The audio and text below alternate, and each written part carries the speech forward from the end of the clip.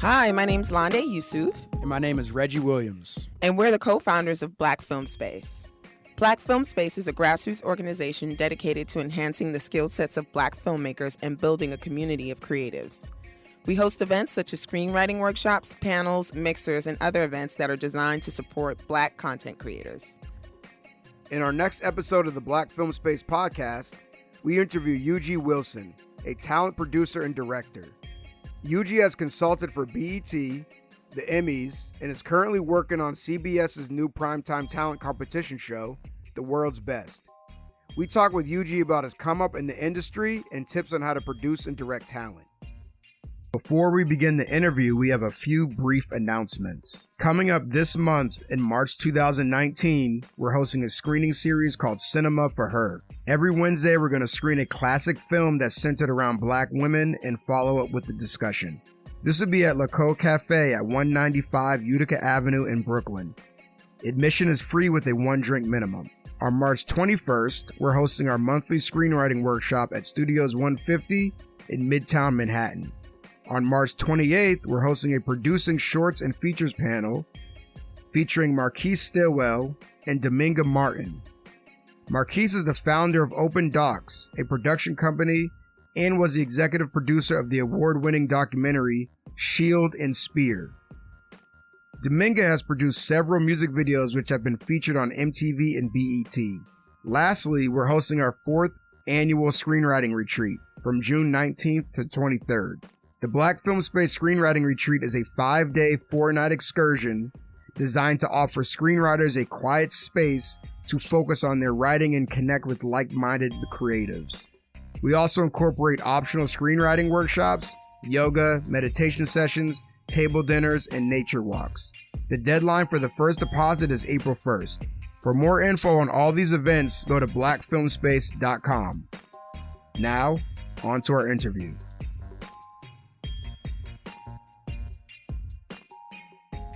All right, Eugee, thank you so much for joining the Black Film Space podcast. Thank you for having me. I appreciate you guys giving me a call about this. Of course, of course. So you are a talent producer. Can you give us a little more insight on your background as a director producer and how you got started? Yes. So I actually started out in the industry by normal going to school, got a degree in communications, and then went and worked in the business as a PA. Started out interning. From my interns turned into PA jobs, turned into promotional gigs. But because I came out of Chicago, it was a little tricky because it's not like a TV city. Mm-hmm. So in Chicago, you have to start out doing news pretty much and radio, and you get blessed back then with whatever films that would come there. Pray that you would get on them. So that's how I got my start. I was working at threefold. I was doing film, television, and news. So wow. And I realized news wasn't for me. So I was interning doing news and interning doing radio. News wasn't for me. It was a little boring. It wasn't my taste. It wasn't my speed. So I stopped that after the intern, and then I went in full throttle into radio and film. And that was where I found my love. So once the film industry dried up in Chicago, it was time to make the trek all the way out to LA. Mm-hmm. I was doing that as well as working on the professional end. I had corporate jobs at the same time. Those jobs really didn't pay, and it was like interning. So it was crazy. It was crazy how it all came together. But I got laid off from my corporate job, working in accounting, working for a corporate 500 company. They laid off their entire department of their accounting. And I guess that was like a wake-up call for me. It was like, okay, I guess God is telling me it's time to move and make this move, this trek out to LA, to Los Angeles. So that's what I did. I made the move, no money, didn't know anybody, Didn't have anywhere to live. Didn't have a car. Nothing like that. My story is really crazy. I actually lived in the hotels in LA for 3 months. So after the 3 months of staying in the hotels, I found a job after I got out here like 2 days later of coming to LA. It wasn't in the industry, but it was a job. So I took it. Yeah. And got my own space 3 months later. So I finally got out of the hotels, got an apartment in the hood of LA. Didn't know nothing about LA. Like, again, I've never been there, never knew anything about LA, didn't know anybody here, no family really, nobody that I knew anyway or grew up with. So it was crazy, but it worked out, man. I did that job for like a year and a half, and then I quit because I was like, all right, it's time to move on to get into what I moved here for. I got settled what I was doing. I had a crib and all that. I had an apartment, everything. So it worked out. And then I moved to LA originally because a friend of mine that I had met on one of the sets in Chicago that I was working on was like, yo, if you move out there, I got you. Just one person, just one dude, a random guy that I had met. I didn't know him from anywhere else but working on this set. And he was working on the set. I was actually auditioning for the show at that time. And he's like, come out there. So a year later, I finally got after all that happened, I moved out there. He ended up moving to Atlanta for work. So he finally moved back to LA, and he actually lived up to his word and put me on a set. And I was a PA in LA for the first time. It just so happened I had just quit that job not too long before that, trying to figure out which way I was going to go, what I was going to do, how it was going to happen. And he just so ended up having to pop back out to LA for a show that he was working on. I was like, yo, I got you. Come work on this show with us. So I PA'd on that show for 2 weeks. Mm-hmm. After that, I became the coordinator on that very same show 2 weeks later, which never really happens. Mm-hmm. That was a blessing. So how did you navigate that? How did you get to that level? Well, man, that was actually God, yo. That was a blessing in disguise, to be real with you. Mm-hmm. It really was. The young lady that was there, that was the coordinator of the show, she had, kind of was leaving because she had got a call that her father was passing at the time. And she was going to be flying straight out, going straight home, and they needed somebody to replace her really quickly, and they didn't have anybody in mind. And I had told the production manager, who I had, in the 2 weeks kind of got cool with, was like, yo, I told you, I coordinated back in Chicago. I got experience with it. If you need me, I can do it. Da, da, da, da. She took my resume. She talked with the line producer. It was like, let's just give him a shot. I heard her say in the background, we could pay him cheaper than what we were already paying. Mm-hmm. So I was like, okay. But the money that I was told that I was going to get to me, that was a blessing. To come in getting, $1,000 a week is what I was told I was going to be paid. I was like, absolutely, let's go. Because to me, going to that, I was like, oh, yeah, I could do that. Not knowing that most people in that position get paid $1,200 to $1,500 a week. Mm-hmm. I had no idea. I really didn't care. I was going from less than $1,000 a week to $1,000 for sure. Mm-hmm. So I was like, let's go. So that's how that happened, man. It was really God. I really hate the fact that that young lady's father was passing, but I guess it was just like the right place, right time situation. Yeah. So after that, man, I kept on working with that same production manager for like 2 years. We stayed together, and every show that she went on, she took me on her show. I really appreciated that. She really looked out for me. And I just, built my name in the industry from that point on. After those 2 years, we worked together, and everybody that we had worked with those 2 years. And she was like, all right, I'm out. I'm done with production. I'm not doing production anymore. I'm moving over to development. I was like, oh, okay, so we're moving to development. She was like, no, we're not. She's like, I'm moving over to development. Like, this is it. This is it. So I'm like, okay, well, what do I do now? At this point, this was my first time really working in the industry in LA. And I was blessed to have been with somebody for 2 years that kind of I rode their coattails, you know what I mean? And didn't have to worry about what everybody else in the industry had to worry about coming into this industry, working freelance, which is you have to find your own job once one job is over. Once you're done with one show, the next show doesn't just come.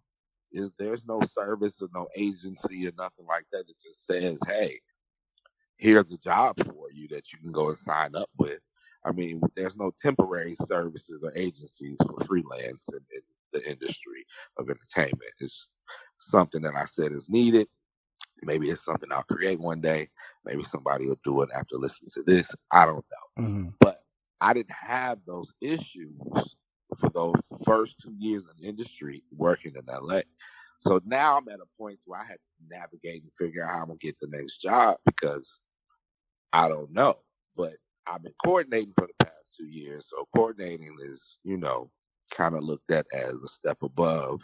It's the last man on the totem pole when it comes to actually having a title and, being someone that's kind of respected on set versus a PA where they just kind of make you do whatever. Yeah. And you don't really get that respect like you should. But I was like, okay, well, what move do I make next? So I was back in the rut again, back to the point A of looking for a job, trying to figure out, what's the next move? What's the next step? So I just got on the phone, man. I just picked up the phone and started calling people that I had worked with in these past 2 years. I sat and thought about what position on set that I wanted to be. After being there and seeing it for these past 2 years, what is it exactly that I wanted to do? And I knew I wanted to produce and I wanted to direct. So I went into those areas. I just started calling producers that I had worked with previously. I started calling directors. I started calling assistant directors that I worked with previously to try to get a gig through them. And there was this one particular assistant director that was like, yo, I appreciate you calling me right now because I actually do need a second AD. And I was like, man, I'd love to do it. You know what I mean? I've never worked in the directing department before. I work with production, doing coordinating stuff, handling the logistics of it all and everything. So I knew I could do some parts of that job, but I just didn't really know what it entailed. So I was like, yeah, absolutely. But the second AD is kind of like the PA of the directing team. So I didn't know that going into it, but I was like, fine, I know I'm going to have to start at the bottom of the totem pole on whatever team that I go to, leaving, trying to get out of being in just production. So I got that job. It worked well. I was his second AD. We worked on Bad Girls Club. It was crazy times. Very crazy. But, it was a learning experience. I learned a lot. I was young. Things was happening. It was moving. It was cool at that time. But, I grew out of that genre of television and moved on by getting producing jobs. I just kept calling people, kept applying, kept trying to get different gigs. So the assistant directing thing was working out, but I needed the producing thing to work out too, because I'm actually pursuing both of these at the same time because this is what I wanted to do. I wanted to make sure that people understood that I don't just want to be one. I want to do both. I want to direct. I want to be a director and producer, just so you understand the difference between just a producer and a director and a directing producer. A directing producer comes in with the creative, comes in with the thought process, with the story, with the helping of creating the whole project. A director would just come in after all that is done and direct whatever it is that the producers came up with. That's not what I wanted. Mm-hmm. I wanted to be there from the beginning of the creation. That's the thing for me.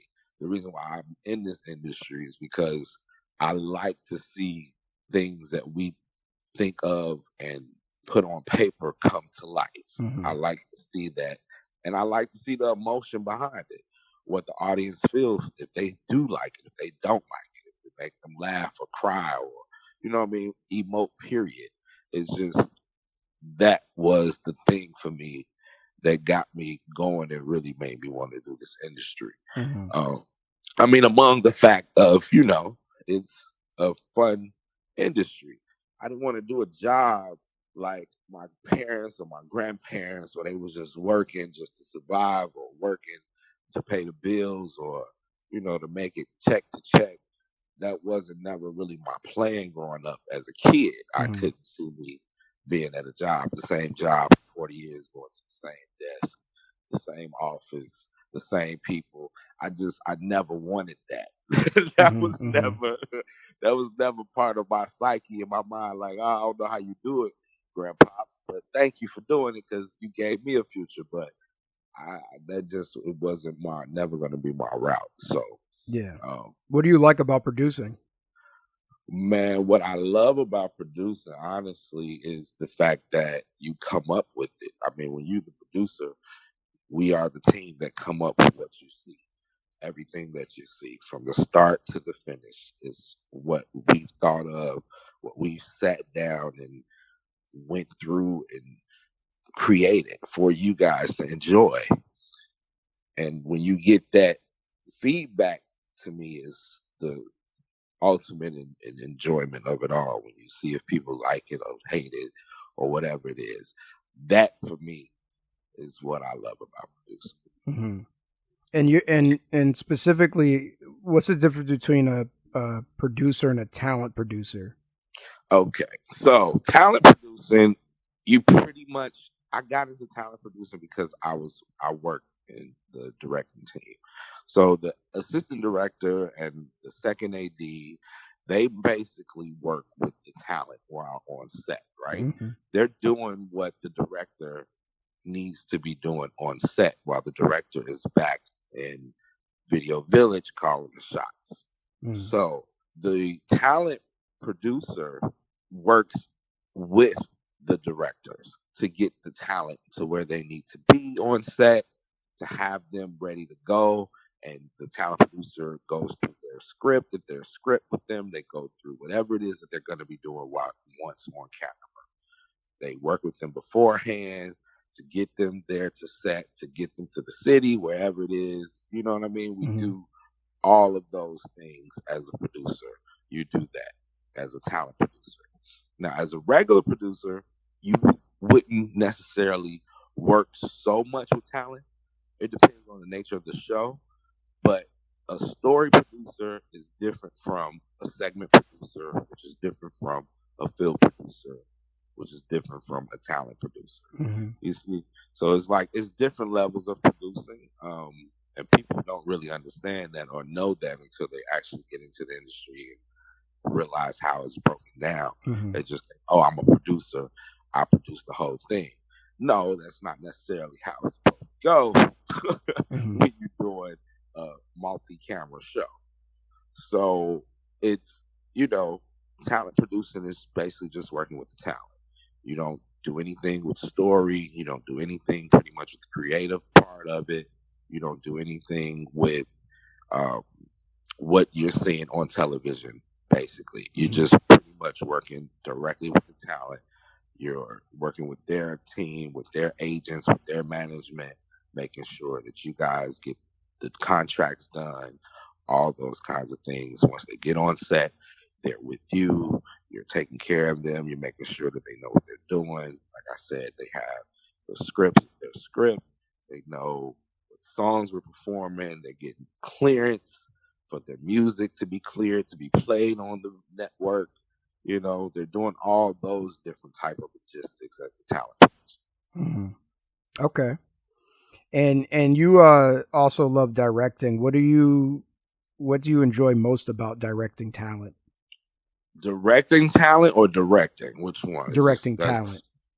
Well, directing talent is a part of directing on set. I mean, it's the same deal to me as just regular directing. If you're directing talent, you are directing them on set. I mean, it's really, that's what the director does. They direct all talent on set. Who's ever there, making sure that their placement is where they're supposed to be. They're hitting their lines and they're doing what we went through with the table reads and all that. But what I appreciate or love about directing talent or directing period is the fact that you on the set, you set and create the vibe of the set as the director. Pretty much you create what the outcome will be. The producers do all their footwork beforehand, and once you're there on set, now it's time for the director to put his input in and bring their vision to life. How do you set that vibe?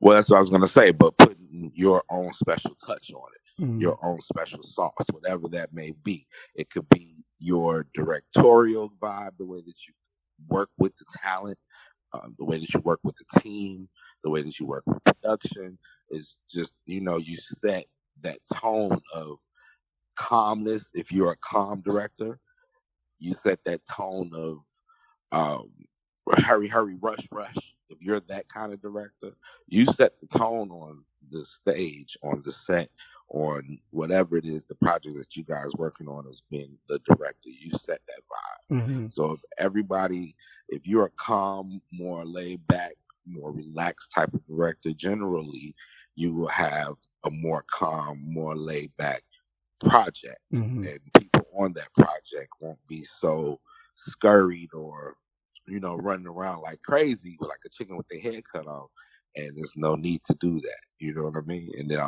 that really is what the director sets. He sets that vibe and that tone through his directing style or her directing style there on set. Yeah. I'm really curious to know what your directing style is like and why you chose to be that way, or how you feel like that supports a productive set. I don't know if there is a word to describe my directing style, but I approach each project differently. It really depends and varies on the nature of and the scope of the project.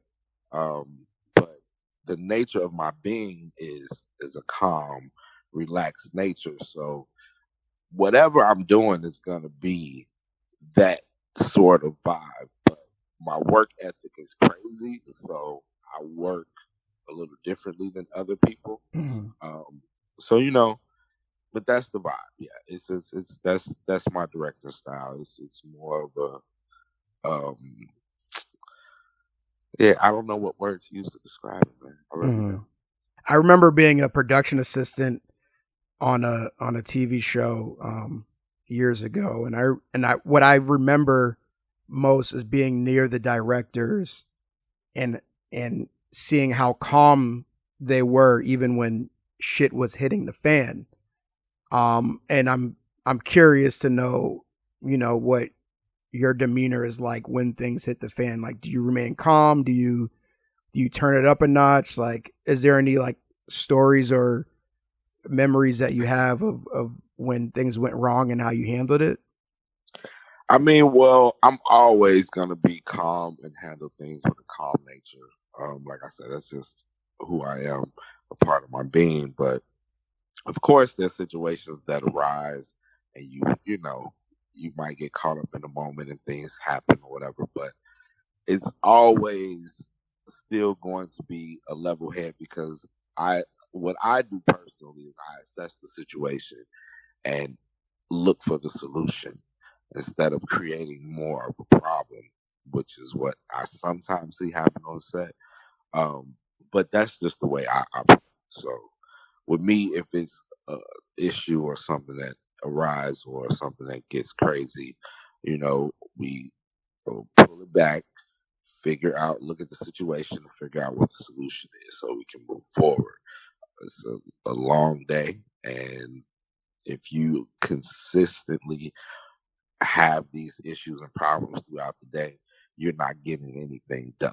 So the best thing to do is to everybody still be calm. Try to remain calm. Even if you get a little excited, that's understandable. But we need to now assess the solution, figure out what it is that we need to do to fix it, so we can get back to the day. You know what I mean? Do you have any like example or stories? Do you have any stories of a situation that got out of hand and y'all came up with a solution that worked? There's so many. There's so many. There's so many stories and so many solutions. Oh man. Yeah. It's always something. I mean, that's just a part of working, I think, in this industry. You just never know what's going to happen, what's going to hit with talent. You know what I mean? Not being there on time, or not responding to you, or running the day late because they're not ready, still getting dressed, having wardrobe issues, to equipment not working and going out on you right when you've been testing it all morning and everything was fine, and once it's time to shoot, then it's not happening. I mean, it's always something that you just never, you never could expect to happen. That happens. More recently, an issue that occurred on set. I don't want to go too deep into it. It's okay. It was a big issue. And we had to kill the whole day.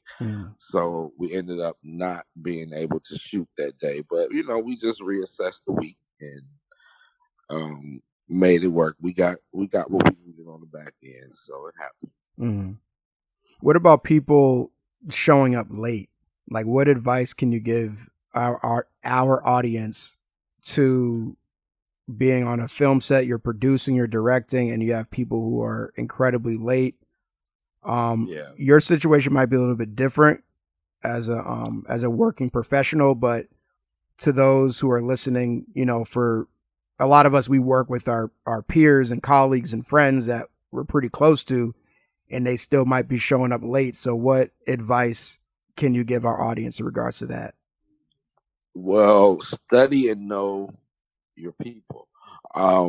Crew should definitely be in 2 hours before that talent even hits there, or anybody that's going to be on camera is there. So if you don't have your crew in 2 hours before that, or depending on how much time you need to set up, you know what I mean? If you guys haven't set up the day before, if you need to set up that morning, you should have your crew in there bright and early, regardless. Now, for talent, if you're talking about getting your on-camera people there on time, that would be, once again, studying your people. See, me personally, one of my tricks and rules is I study my people. So if my talent is someone that I now know is known for being late, I give them an earlier call time. That's an old trick. That's just the old trick. You just have to know your talent, man. You just give them an earlier time to be there. Even if they're going to whine, even if they're going to fuss, let them whine. Just let them get dressed there. They can do whatever they need to do in their trailers or their dressing rooms or whatever, but just get them there. As long as they're there, you got eyes on them, someone has eyes on them, you're good to go. Now, if you can't keep them there, then that's another situation that you need to figure out. You need to make sure you got all the things that they need, whatever they're asking for. You know what I mean? If they need their own PA, give them their own PA, just to make sure that they are where you need them to be when it's time to go. But yeah, being late is something you really can't predict on a person. So yeah, that's just the trick. You got to give everybody the time and study these people. Google them, research them, ask questions of your colleagues.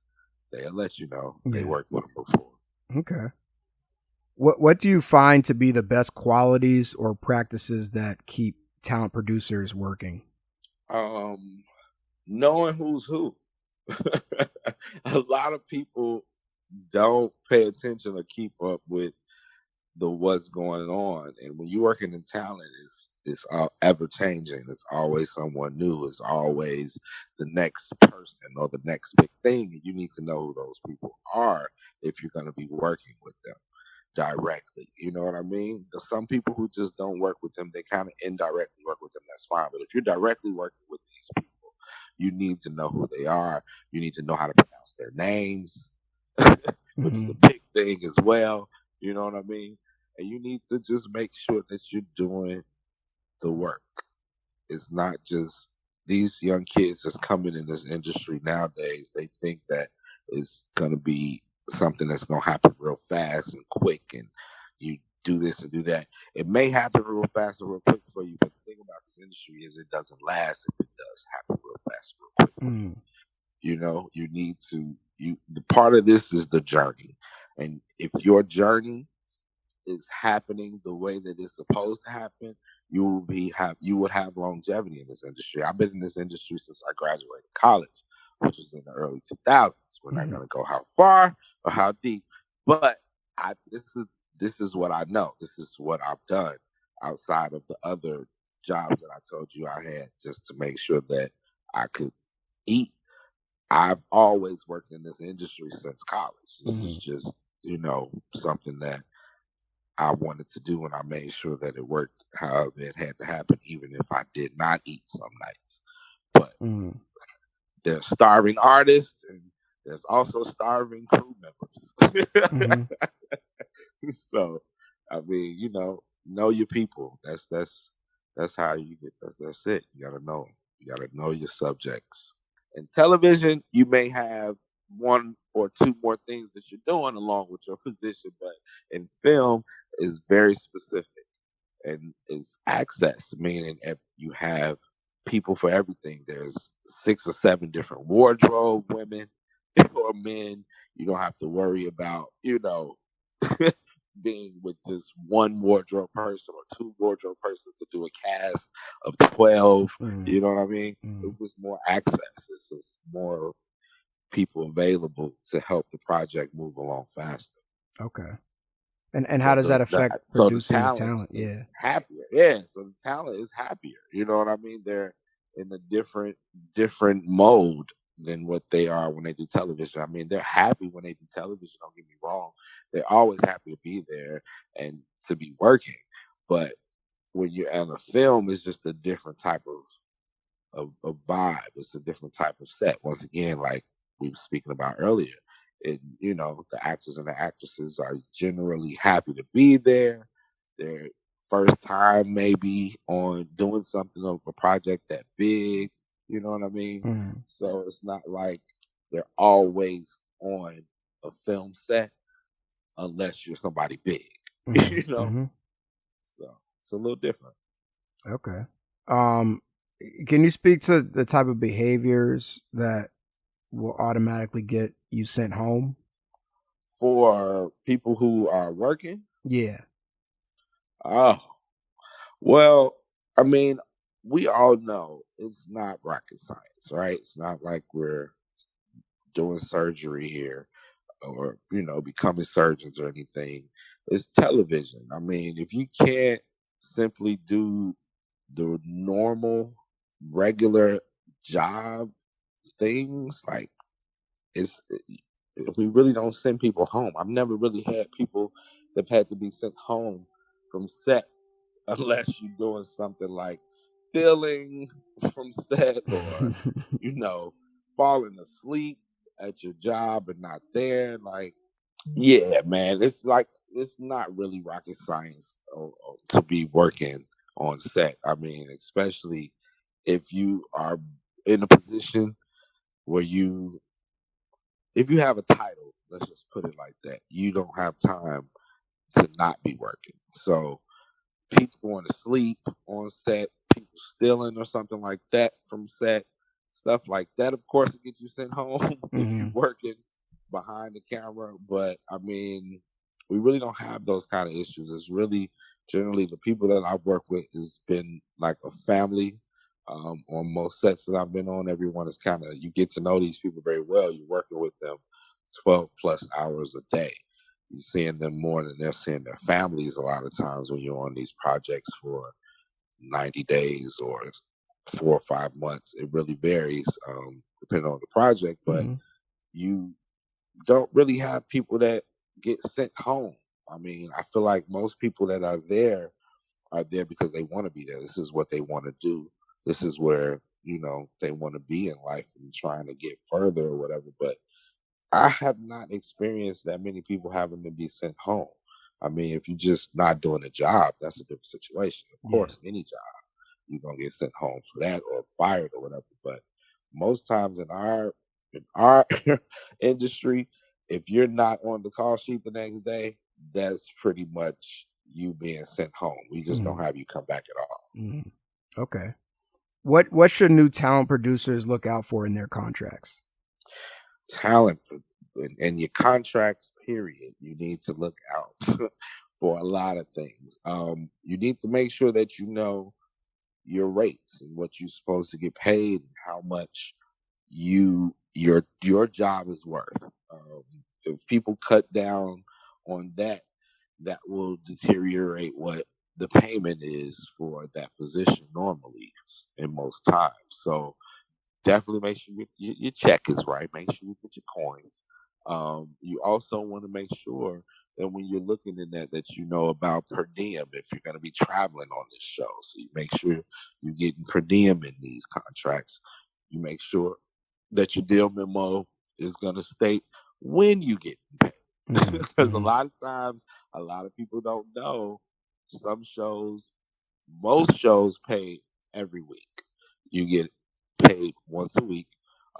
Certain times, certain shows in different places that I've worked, they would pay you different schedules, not like you normally would. If you're working freelance, sometimes you get paid where they give you a net 30. There's a particular company that I work for now that does that. And, if you don't state that when you're doing your deal, like, hey guys, so when is the check coming? When do we get paid?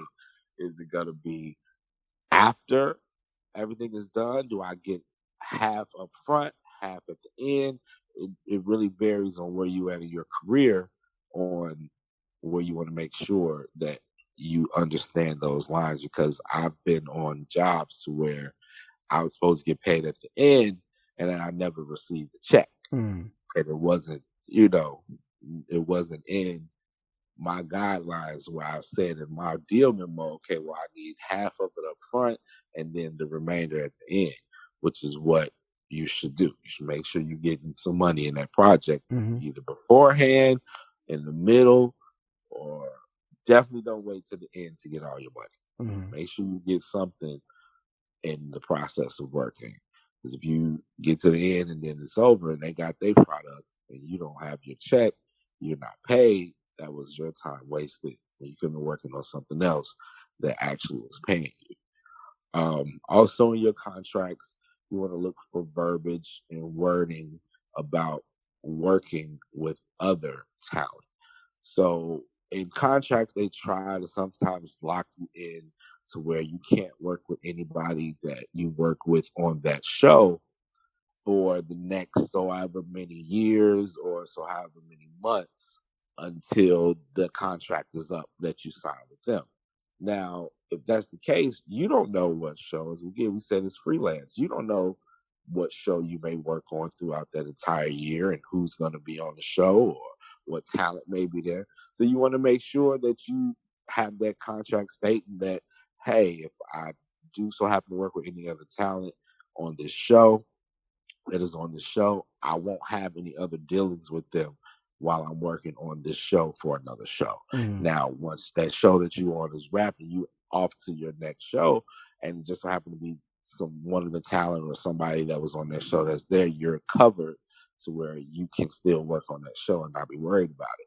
Because I've heard of people actually having that issue, and I got a contract more recently that I had to have restated. They were trying to say I couldn't work with anybody that was on the talent that was on this show for the next 3 years. That definitely wouldn't have worked. So we had to go back and redo that deal memo. But just like things like that you want to look out for. And if you can, you want to make sure that you have an employment lawyer look over your deal memos. Yeah. Why wouldn't they want a producer or director to work with the same talent on a different show? Why does that matter to them? Sometimes they feel like it's a conflict of interest. They feel like you may take something that you've done or some ideas similar to what you guys have just done on the previous show to the next person's show or the next project, and it'll be similar to their project, or, you know, it's just a conflict sometimes they feel. So, Okay. conflict of interest, yeah. So, what projects have you been working on that you can share with us? Something that we can look forward to seeing pretty soon. Well, right now, I do have a show that we just finished producing. It's on air on Wednesday nights on CBS. It's called The World's Best. It's a crazy show. It was we did that over the summer. Mm-hmm. It's about talent from all over the world that come to compete for $1 million. It was a talent-based show, so it was really interesting. These people, they do all different kind of things, from ventriloquist to a violinist who doesn't have an arm and she plays with the arm that she doesn't have. You know, it's a crazy show. That sounds fun. Yeah, it was fun. It was a fun show. It was really fun, very fun. I just had another show air that I worked on, the Aretha Franklin special for the Grammys, that the Grammys put together for her. That was a great show. It just recently aired March 10th. And next thing I got coming out is the BET Awards, which you guys will be seeing in June. Okay, great. Thank you so much, Eugee, for joining us on the Black Film Space podcast. Absolutely. Thank you for having me. Where can we find you on social media? You can definitely find me at I Am Eugee on Instagram. That is I Am EUGEE. And I'm also on Facebook, Kevin Eugee Wilson. All right, thank you, Eugee. Have a good one. Thanks for listening to the Black Film Space podcast. If you're interested in being part of our community and attending events, please visit us at blackfilmspace.com and follow us on Facebook and Instagram at Black Film Space. Subscribe to our email list and podcast. All right, thanks. See you soon.